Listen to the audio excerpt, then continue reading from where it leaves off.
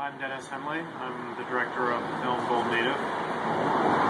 Joaquin Pastor, actor in Bold Native, and co-wrote the score. Nice. And Casey Suhan, one of the producers of Bold Native. Okay, cool. I was wondering if you guys could tell me what was the inspiration or the inception of the idea for the movie. I'm sure you guys have seen Behind the Mask and all the different documentaries that have been out, but what inspired you to treat the subject matter in this way? Casey and I were working on writing a film that was about animal rights and animal liberation, and trying to think of an idea that would be like an exciting adventure road movie kind of story, along the lines of the films that we admired from the 70s that were like politically incendiary films like Easy Rider. And we were reading about the Animal Liberation Front and the fact that they're considered the #1 domestic terrorist threat in the United States, despite the fact that they've never hurt or injured anyone, and groups that have aren't even on the terrorist list. So that seemed to us to be a really shocking fact that we thought most Americans would be surprised to find out. And we thought that what the individuals in the ALF were doing was a really heroic action. They were basically potentially sacrificing their freedom for the lives of sentient creatures that most people eat. And so we chose to pursue a story along those lines, and that's where Bold Native came out of. Nice. And we chose to pursue it in a narrative, a scripted film fashion. And I think that there's been great documentaries on the subject, and we were hoping by scripting a film and having situations that were inspired by reality, and there's some documentary footage incorporated into the film, but that with this fictional story, it would reach out to a whole new audience and open up these issues to people who had never thought or heard about animal rights, animal liberation, or the Animal Liberation Front. And so, you get them involved in the story of who is Charlie, who is this guy behind the mask. Shannon Keith, shout out. But who are these people who fight, and why do they do it? And if you can tell it in a fictional way and have wonderful actors like Joaquin portray the emotion, the emotional drive behind that choice, then maybe this message will get out in a way, and there'll be sympathy for people who do this, who decide to break the law on behalf of animals. Nice. So, how long ago did you guys conceive of it, and then how long did it take until you hit production? We started working on the film in 2001, shortly before 9/11, and we started shooting in 2008. There was a lot of rewriting and looking for financing. We eventually decided to do it on our own with our documentary skills, and yeah, we finished the film in 2010, and it's coming out on DVD. It'll probably be out on DVD by the time you're watching this. Nice. And we looked for, we shot it over the course of 8 months because we didn't have a lot of money. So we couldn't shoot everything all in 3 weeks or 4 weeks, the way Joaquin can tell you films usually shoot. We had to bite little pieces off, bite-sized pieces off that we could do. So our first shot was in, I think it was late October, early November of 2008, and the last shot we got was either July or August out on the ocean with Krista Rose for that one scene, if you'll remember. Yeah, the surfing scene. Yeah. Nice, so, nice. there was a certain level of commitment that we needed to get from our actors, and we needed to look for actors who were passionate about the subject. And I think Joaquin can talk a little bit about the casting process and how he got involved with the film. Okay, that'd be great.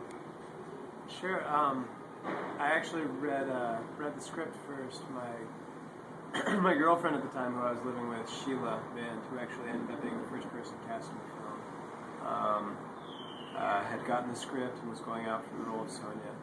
And I had read it and thought it was incredible, and wanted to be a part of it, whether or not it was as an actor.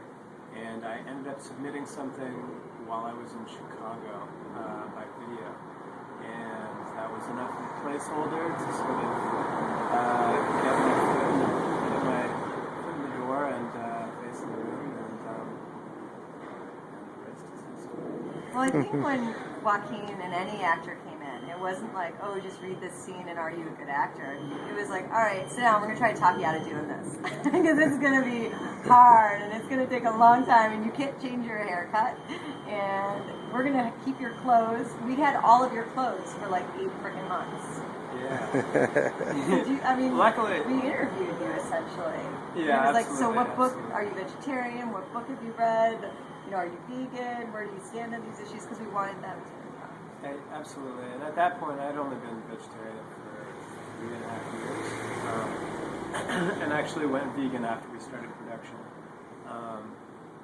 But it's so easy to find inspiration to commit to veganism and animal rights because of the wealth of material that's available out there. And because of just the truth of the information out there. And so as I was doing research for the film, veganism became an obvious choice, and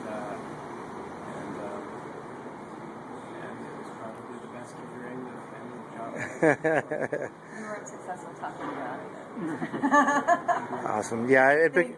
it becomes natural at a certain point, and I mean, it's just unthinkable to go back. Oh my God. Could you guys tell me a little bit about some of the locations? A lot of locations in California, and I was talking to another one of the actors at the screening, and he mentioned that a lot of the dialogue was impromptu, they came from the actors themselves. So maybe if you could talk about some of those things.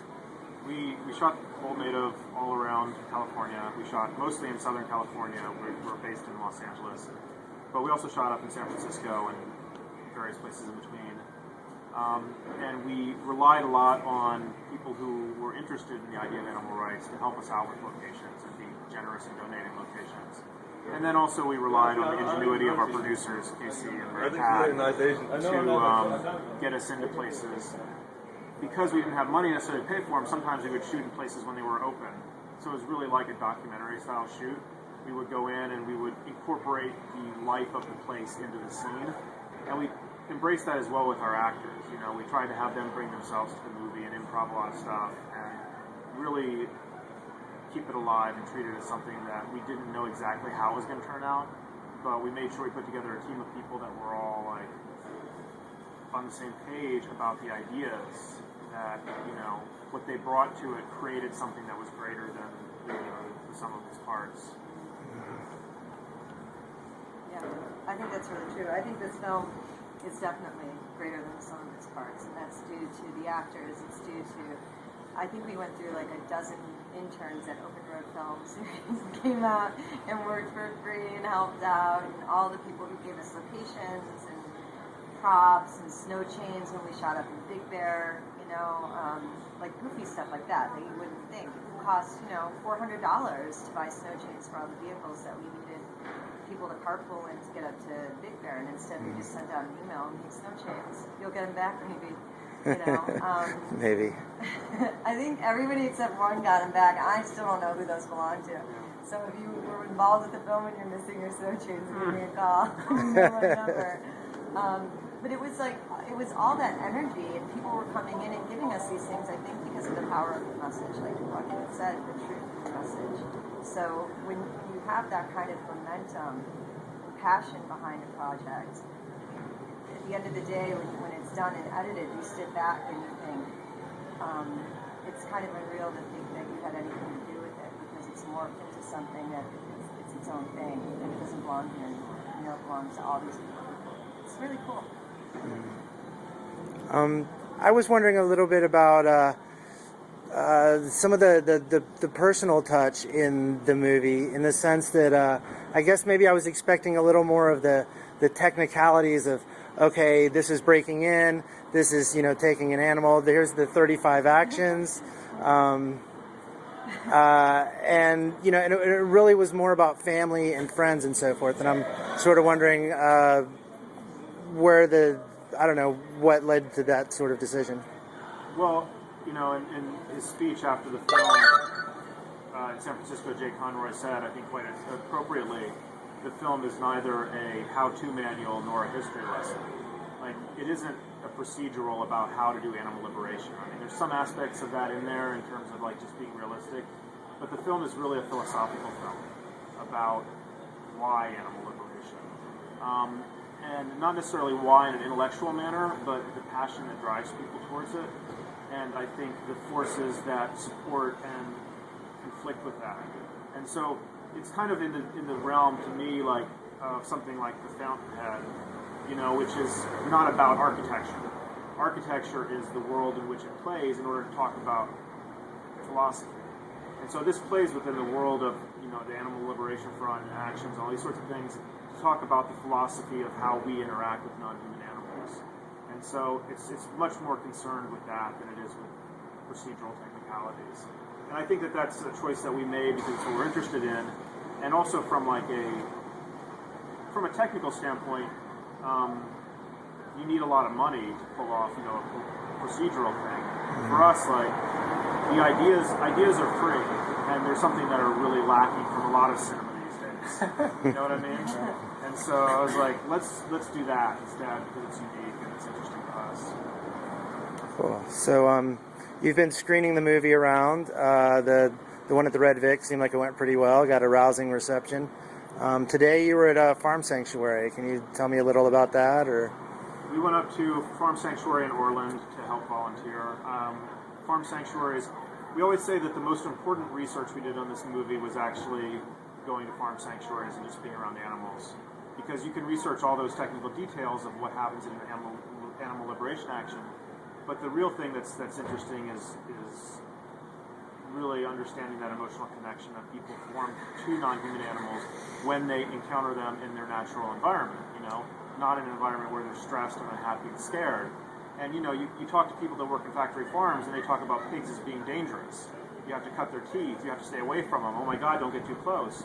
And you go to a place like a farm sanctuary and you get around these 800-pound animals and they're gentle and docile and friendly, and so I think that understanding animals from that perspective was really important to us as filmmakers, and we like to support farm sanctuaries everywhere we screen. Casey's really diligent about making sure that she connects with the local sanctuary, and it's something we encourage everybody to at least take a trip to one. If you've never been, it's definitely worth it. Excellent. So what's next for all three of you as individuals, or as the project, or whatever you want to talk about? Well, as far as the project is concerned, the film will be available on iTunes, I think, in about a month. We don't know. iTunes is weird. It's like they don't tell you. It could show up there tomorrow. Yeah. So keep your eyes peeled, and of course, you can friend us. And that's friend us on Facebook, Bold Native, and as soon as you'll know everything that's going on with the film, because that's where we put everything. But we'll be on iTunes soon, which is great.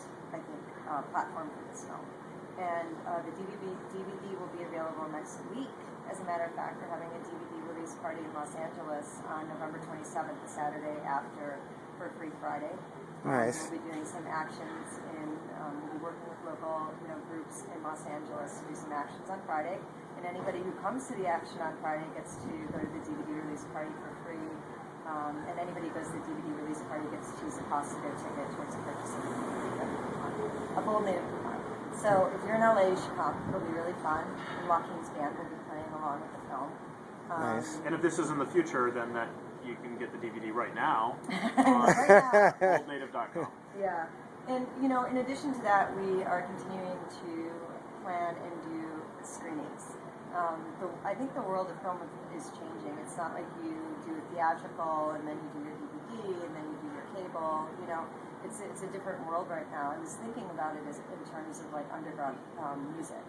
It comes out every way it can, and that's how it bubbles to the surface. Mm-hmm. So, along with all these, the DVD and iTunes will still be continuing to come to cities where people want to help us bring the film there, so that they can watch it with the community. I think you were there last night. I think it's really important to get local people there to talk about the issues. You can get people like, Jake Conroy brought the whole political prisoner issue to the table and encourage people to write to people. And I think that kind of the messages can be tweaked per city for what the speaker can speak to. Whether it's someone who is a political prisoner or someone who runs a farm sanctuary or someone who does something else involved in the movement. So we want to keep doing live screenings. We're going to keep doing a college circuit and keep getting it out to an international audience as much as possible. Nice. And doing Skype interviews. The movie's playing in Dublin, and we're going to be doing interviews on Skype. We can't be there in person, but damn it, we'll be there. That's cool. Very Yeah. cool. Joaquin or Dennis, would you guys like to add a closing thought or two? Or The soundtrack will be available on homemade.com too, right? iTunes. And iTunes. Go see the movie. Bring a friend. It's really good. Turns out. Nice. All the work was worth it, huh? Yeah, bring a friend. That's a good thing to do. Bring a friend who's not on board. Yeah, definitely. Great. Well, thank you so much for your time. I really appreciate it. Thanks. Thank you.